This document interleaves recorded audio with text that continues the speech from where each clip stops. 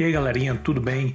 Bem-vindo ao canal Elo Nerd, sou o Igor e hoje eu vou ensinar para vocês como corrigir o problema do Photoshop quando você inicia e fecha automaticamente, tá? Já curte aí o vídeo, já se inscreve aí no canal, ajuda a gente aí e vamos lá.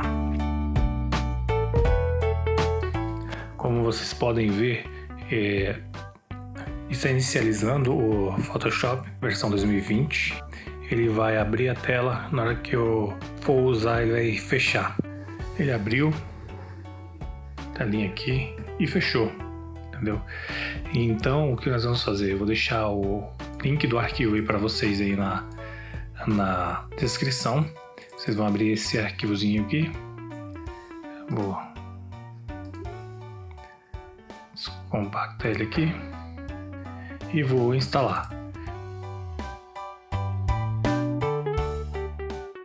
Vou entrar aqui como Google. Você pode criar uma conta.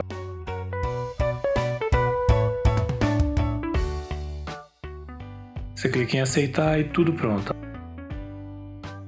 Basta esperar a instalação concluir.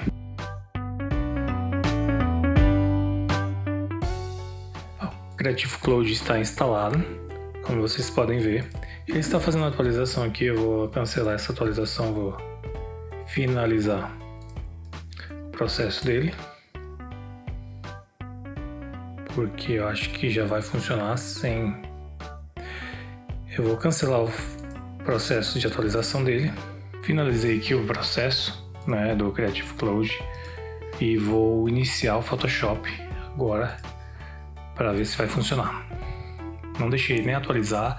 Vocês não deixem atualizar, vocês não atualizem o Photoshop ou outro programa. Só instala e roda o programa para ver. Vou fazer um teste agora aqui. Criar um novo arquivo. Ele já não fechou. Ó, tá ok. Escolhi aqui qualquer um aqui.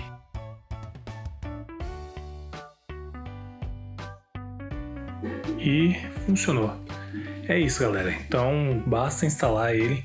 Não precisa deixar ele atualizar. Não precisa deixar ele... não precisa atualizar nada. Só você vai instalar, acessar e pronto. Tá, eu vou até fazer um esquema aqui, vou no gerenciador de tarefas aqui e vou desativar a inicialização automática dele, porque para ele não ficar inicializando também e atrapalhando os processos depois, beleza? Só abre aqui.